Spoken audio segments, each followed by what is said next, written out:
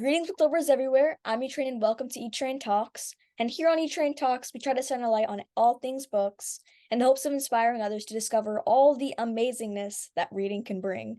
And today's guest just so happens to be a master of writing for both age groups that I typically talk about, middle graders and young adults. He's a man of many talents, from being an award-winning filmmaker to hip-hop artist to educator and a rising star in the book world. I'm so excited to introduce you all to the incredible and probably one of the coolest people I know, author Nick Brooks. Thanks so much for joining me. Oh, thank you for having me on, man. That was a great intro. Almost brought me to tears. Thanks, man.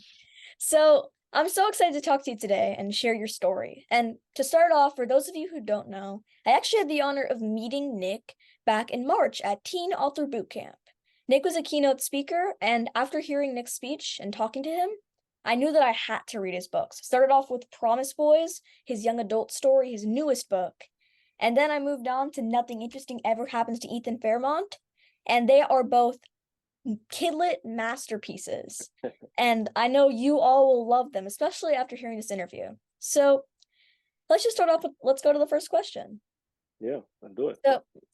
So as I said, I had the amazing opportunity of meeting Nick in person at TABC, Keynote the Bootcamp. It's like the abbreviation. So I remember you sharing in your inspiring keynote presentation that your writing career actually started when you were teaching kindergartners. hmm So I'm sure everyone listening would love to know more about the story behind this. Is there anything you'd like to share?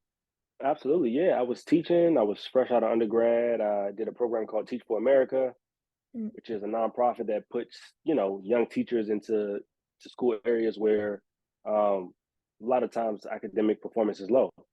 And so I was tasked with turning this class around, and I had a lot of fun. My background was in teaching middle school and high school boys. I was teaching character development before I jumped into the classroom, and so it was really fun.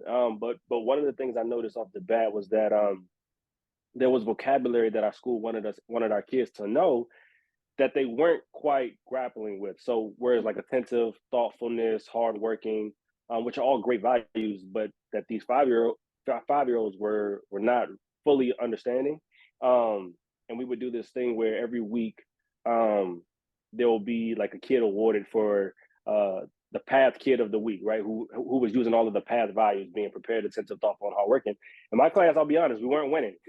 Kids from my class weren't winning very much, and so but I realized it was because they just needed the education. And so I started writing children's books that talked about those words, being prepared. What does that even look like? I created this character, Yanni, and she gets prepared for school by brushing her teeth and eating her breakfast and grabbing her book bag and getting her lunchbox, all of these things, and attentive and thoughtful and hardworking and so forth. And before you know it, my class was really starting to use the vocabulary, not just use the vocabulary, but demonstrate the traits that we were wanting them to demonstrate, right? So my principal was like, "Yo, what have you been doing?" And this is when I said, well, I just started writing these books, these kid books. And so, long story short, we ended up using the books at the charter network I was teaching at, and went on to be used by schools all across the country. And that's what really kicked off my journey of writing kid literature.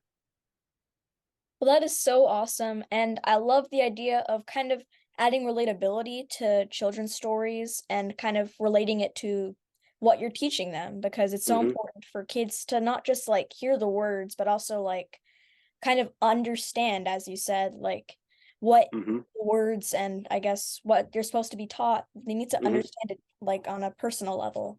Yeah, they need to understand the ideas behind it, right? Not just Mhm. the words on the page. And I'll take it a step further. Something else I did, was very intentional about was making Yanni a young black girl, right? And I was teaching in the classroom with, I'd say, I want to say 100% black kids, and it was about also showing them an image that they could relate to help them make, what we call at the time text to self connections, right? And so exactly like you said, is making the stories applicable, making it relatable, and making sure that the characters are somebody that they can identify with. And I kind of took that with me into all of the different, art paths that I've been down. That's so sweet. And my next question for you is a bit about Promise Boys. Yeah. So it's your latest and, in my opinion, greatest novel. It's a murder mystery set in Washington, D.C., which I read is where you actually happen to be from. So Yep. I'm a pretty big fan of Promise Boys, and I know a lot of other people who are as well. I mean, what's not to love? It's pretty much exactly what I want to see from young adult stories. You have all the themes in place. I mean, it's Mhm, also a murder mystery, yet it feels so relatable, despite the fact that mhm. I don't think some of us probably weren't involved and main suspects in murder mysteries. Yeah, But yeah. yeah, so my question for you is, well, what so actually I just want to so Yeah. in school we were told to like choose a book to write like journal entries to, and so I chose Promise Boys. And Oh man. yeah, and one of the questions we were asked to answer is like, what is the central theme of the story?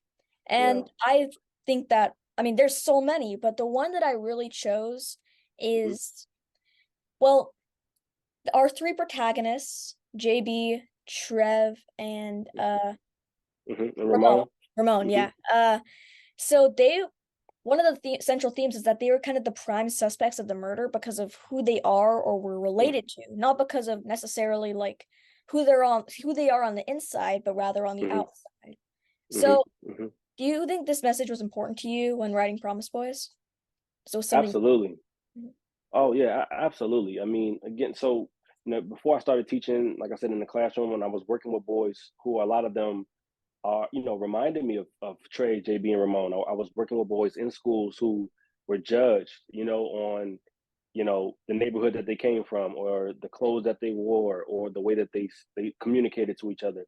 They were judged on all of these different things, and not necessarily, the content of the character, as Dr. Martin Luther King would say. And so, that was something that I wanted to talk about and to share. Being a black man and somebody who grew up as a black boy in America, you see times and time again where black boys are in often cases destroyed. You look at a Trayvon Martin, or you look at a Tamir Rice. Kids who Mike Brown, kids who are kind of cut down before their prime, simply because they are black boys, and so because of Mhm. that, they are seen as threatening or imposing or a villain, or a criminal. All of these different words. When they see us is another great example, which is about the Central Park Five, now the exonerated five. So it definitely was a theme I wanted to touch on. It was something I felt was like super relatable, something that's really prevalent in like the zeitgeist in the culture right now. And yeah, just wanted to make sure that that theme was felt, and it sounds like it was received. So that's good to hear. What inspired you to write Promise Boys? Was there like an event that happened to you in your life or something that you read about Mhm. that kind of sparked the premise? Not in particular. It was actually a conversation I had with my book partner, Kate Creative. They are the ones who they had read a mystery script that I did, and we kind of talked. They knew my background. I told them I was a teacher. I worked at this really high performing charter school and all these different things. And they actually suggested, hey, like a murder mystery set in a school is the type of thing that you sound like you're suited to write. Is that something you'd be open to giving a crack at? And so they had me read a book called How It Went Down, which is also a multi-perspective book that was really, really informative and helped me kind of like wrap my mind around the concept and how I wanted to tell the story. I knew I wanted it to feel like a community. Like I knew every time you enter to one of the boys' perspective, it feels like there's this community around them, because that's how I grew up in DC. A lot of how we identify growing up in DC is by our community, the neighborhood that we come from. So I wanted every boy to have like a distinct neighborhood that they came from. And so, yeah, I read How It Went Down, which is I think was really informative and really inspirational. I'm blanking on the author at this moment, so forgive me. And then, of course, my real life experiences, the experiences I had teaching, were all huge inspirations. Not even just my experience teaching, but also my experience as a student. I think there's actually probably more things pulled from the book from my experience as a student than the school that I taught at. The school that I taught at had that blue line, right? So that's one of the things that I kind of took in and dramatized it a little bit for the book. But yeah, my time as spent as a teacher were all things that really inspired, like the nuances in the characters, the nuances in each boy's story, and really just like the school and the school that the organism is, because the school is kind of a character of its own. And all my experiences, whether, like I said, as a student or as a teacher, are things that inspired that. Like I mentioned earlier, Nick's talents extend well beyond the written word. I mean, there's still technically the written word, but not necessarily kidlit. So Yeah. he has dabbled in a lot of fields, as I said. But let's talk a bit about your filmmaking. So Hmm. you craft brilliant indie films and short films Hmm. as well. And Hmm. I read that your short film Hoop Dreamin' earned Hmm. you the George Lucas Scholar Award, and you were a finalist in the Forbes 30 Under 30 Film Festival, as Hmm. well Hmm. as winning the James Bridges and Jack Larson Awards for writing and directing the short film B. You Hmm. clearly you've received a lot of accolades, and B even premiered at the American Black Film Festival. So, Hmm. Hmm. I mean, all that is pretty amazing to say the least. I just wanted to include a lot of the awards and the notability that your shows, your films Yeah. have received from Thank you. Thank you. to everybody. Just gonna let you know, everybody, how spectacular his work is. So, anyway, I'm curious to know, what are the major similarities and differences, in your opinion, about like between writing books and writing films, Hmm. Hmm. script writing? Yeah. Yeah. Absolutely. I mean, the big the basic elements of the storytelling, I think, are the same, right? Like really strong setting, characters, plot, theme. All of these things are all essential to both. What I really love about prose is that I can dive into the character's mind in a way that I can't unless I was doing voiceover, right, for Yeah. screen, which I typically don't do actually. Um, but it's really hard to get into the character's head as clearly when you're writing for screen because it's limited. It's limited space. It's more visual. We want to see things. We're showing, not telling, which is the same thing that we're doing in books. But as far as the thought process behind the characters, I love like delving into that, why they're making these choices, and have them have the internal dialogue, so to speak. Um, and the thing about film, it moves really quick, so the pacing is really different. That's probably one thing I like about writing for screen, is that the pace is different. So the story is constantly like hurtling forward. And even though Promise Boys actually does that, typically, it's not that way, right? Where it's something that you're sitting with longer, you're letting it breathe. Whereas on the screen, particularly now, with all the, it's action flick after action flick or superhero flick after superhero flick, is like constant motion. So I think they both, have their, I want to say pros and cons. They just have their differences, and depending on the mood I'm in, kind of dictates which one I'm preferring to write at the moment. Well, that's a great answer. And Yeah.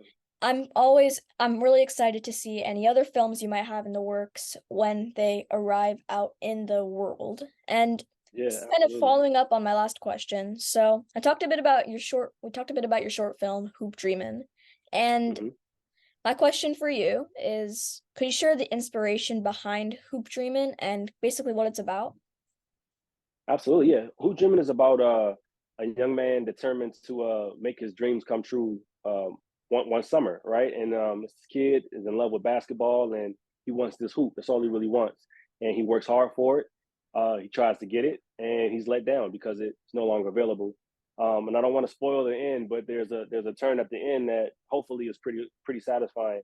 Um, and man, that was the first film I had ever made, and I made it because I was trying to get into this film school, USC, which is where I ended up going.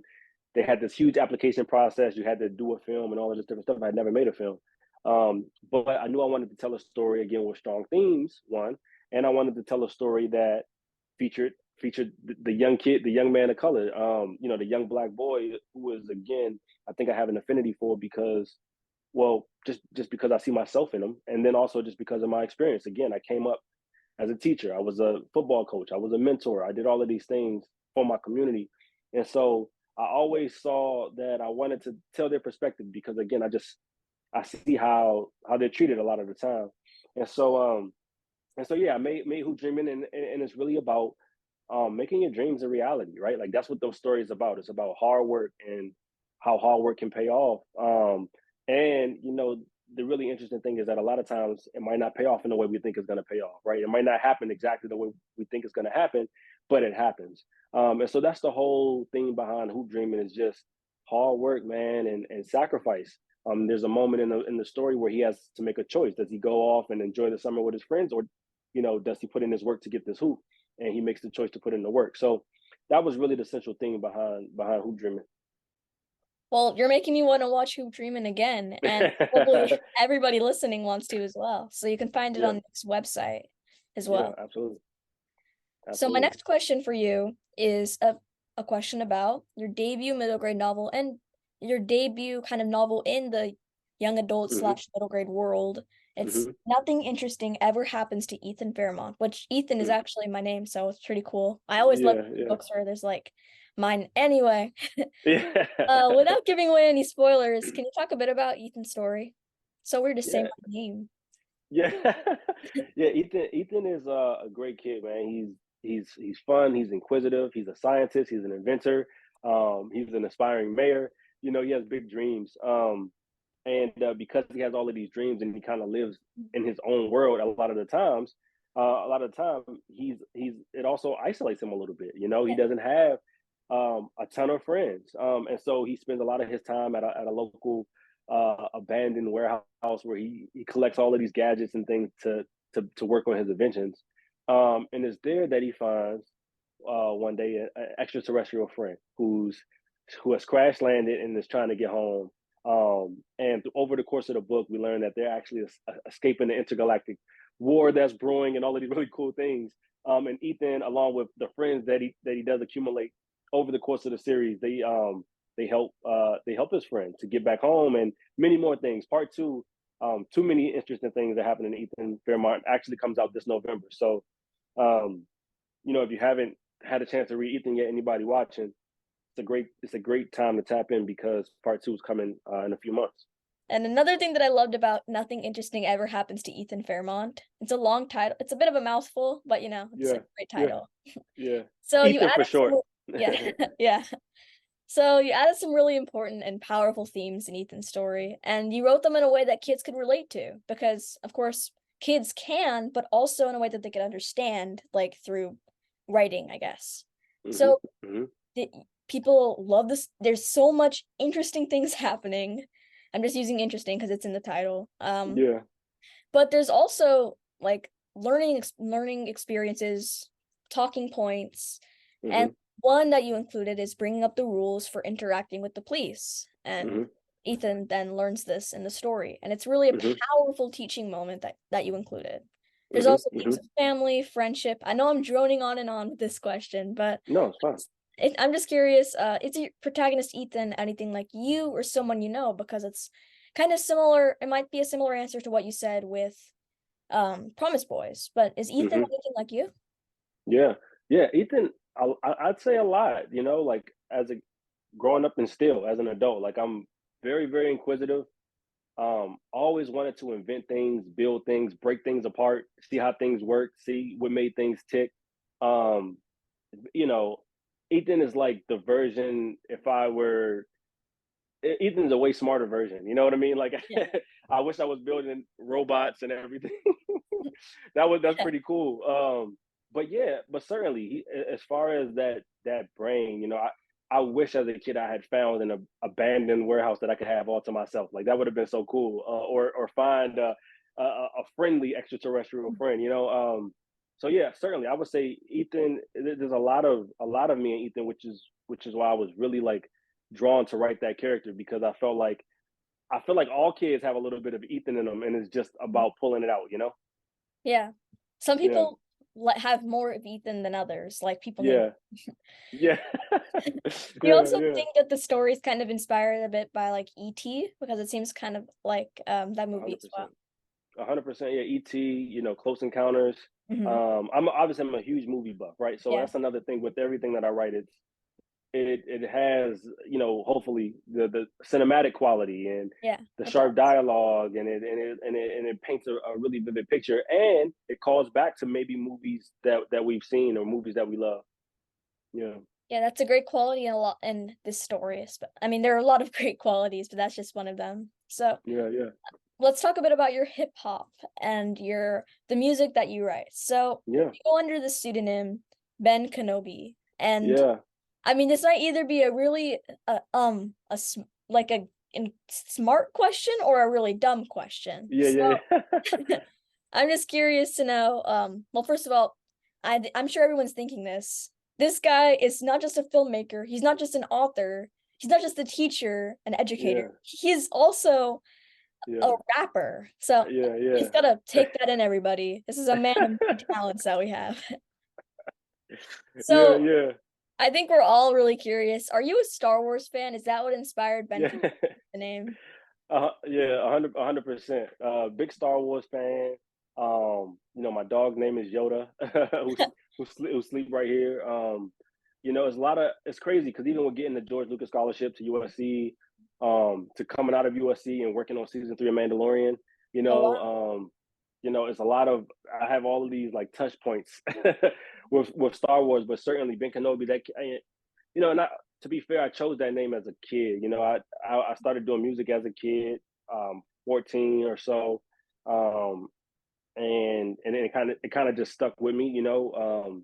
I hadn't actually put out music in a long time. I just put out music again for the first time in 2020 when pandemic hit Mhm. because I was sitting around kind of like bored, like everybody else, trying to figure out what was Yeah. going on. So I kind of just, for me, it's all about creativity, man, and just Mhm. like it's just I love writing. I'm passionate about telling stories, um and words really make you feel a thing. And each medium, film, books, music, I can tap into different emotions, different parts of me, different experiences, different memories, and have different audiences. So Mhm. it's yeah, it's a really fun way to express myself without the pressure of trying to participate in a commerce, right? Yeah. With books or with movies, I operate at a capacity where it's all at the end of the day for commerce. It's Mhm. a company trying to look at a bottom line. Yeah. Whereas with music, it's something I can just do as a do as a hobby, and it's kind of fun. Well, it's so cool that you have all these different mediums that you can kind of channel your creativity into. You have filmmaking, you've got music, and you've got writing as well. Or I guess Yeah, you're writing all this stuff. So book writing, yeah, to be more specific. yeah, yeah, yeah, yeah. No, So absolutely. also, just Mandalorian season 3 is my favorite season, and I guess that you being there is probably one of the reasons why. No, it was a great experience. I Yeah. was shadowing the director Rick Famuyiwa and his assistant, and it was great to see how that show comes together. It's a Mhm. really really Yeah. crazy ride, and so I don't think there's a spoiler. I don't think I was the Jack Black episode and everything aired, right, and Mhm. Lizzo and all that. Yeah, yeah. Just making sure. I was like, hold on, I'm not I'm not saying anything I'm not supposed to be because sometimes I do that. But yeah, it was cool, being on set and while they were filming that and just seeing how everything was made was really awesome. Yeah. So yeah. Well, I mean, this is kind of a bit of a I love having segues from, like, statements to questions, and Yeah. so I'm I mean, it's not really a segue because it's a completely different topic. Jack Yeah. Black is not really related to book banning, but, Yeah, yeah, yeah. So, an Yeah, yeah. extremely relevant topic that I find coming up more and more, especially with stories like yours and also LGBTQ plus, all these Mhm. different stories are just kind of, they're being banned, they're being Yep. censored, and it's so important to keep the conversation going to end book banning and Yeah. kind of also keep it in the mainstream so people need to know that this is still happening and happening at a Yeah. drastic amount. So, Yeah. first of all, have you dealt with censorship with any of your work? And what's your stance on book banning and how can we end it? Yeah. I haven't dealt with any censorship, surprisingly, and I think with this next book that I'm writing, the one that I'm working on now to hopefully have published. I think I might run into some problems with that, so we'll see. Um, I'm always down for a fight, man. Mhm. of course I stand with authors, and um, yeah, again, I'm down for a fight. I'm you know anti-establishment, I guess. I'm for the people, so Yeah. I think as far as stopping it, we really just have to we have to become extremely active politically Mhm. locally. You know what I mean? Like Yeah. I think you know I think a lot of times the way people view politics, like you're just commoner who's just, it's about the president election, and sometimes maybe you have like, you know, the election of the mayor of your city that you might be really tapped into. But I think we have to get really, really serious about our local governments. You know what I mean? And if we want to, I mean, the only way we can be able to end it is if we, is politically. And so we just have to remain vigilant. We have to remain active, and like you said, doing things like this to continue to spread the word and try to fight the good cause. Absolutely. That's such a great answer. And Yeah. I think another thing that we can discuss, as you are a writer in the filmmaking industry, is the WGA strike currently. Hmm. Hmm. So, what Hmm. are you currently a part of the strike, and what's your opinion on it, and how can we kind of spread the word about that as well? Absolutely, yeah. I am. I'm again standing in solidarity with my fellow writers, um, and it's one of those things that needs to happen because Yeah, when you look at the pay structure of streaming, is just is blatantly unfair. It's grossly unfair. When you're having writers, and then it even extends to directors, actors, all types of creative personnel who are not receiving what they're owed because TV is changing, right? TV and film is changing. The way that we consume it is changing, and so the laws need to change to keep up with technology, right? And so, I'm 100% standing in solidarity with the WGA. Pens are down, and for me, like I said, I'm writing another book anyway, so so it all kind of worked out for me. But yeah, but yeah, and as far as getting the word out there, same thing. Doing things like this, spreading the word, telling people to support, um, and just really put pressure on stakeholders. Right, these companies, hopefully, they start seeing some changes. Again, commerce changes in their bottom line, and then their constituents are like asking questions, saying, "Hey, what's happening? What's going on? We can't just have this industry stop because that's what's happening right now. The industry is it feels like it feels like nothing's happening right now. yeah. So a lot of people are really anxious. A lot of people are in tough spots, and so yeah, I'm hoping it ends soon. But Mhm. it's really no telling. Yeah, and I certainly stand with the writers as well because it's so important that writers get the pay that they deserve. They're basically it's just horrible and, as you said, gross that Hmm. the people aren't receiving what they deserve, and I Hmm. feel like that also is a topic discussed in all kinds of different mediums and society as well, like Hmm. teachers, Yeah. editors, like we saw with the HarperCollins strike as well. Yeah. Yeah.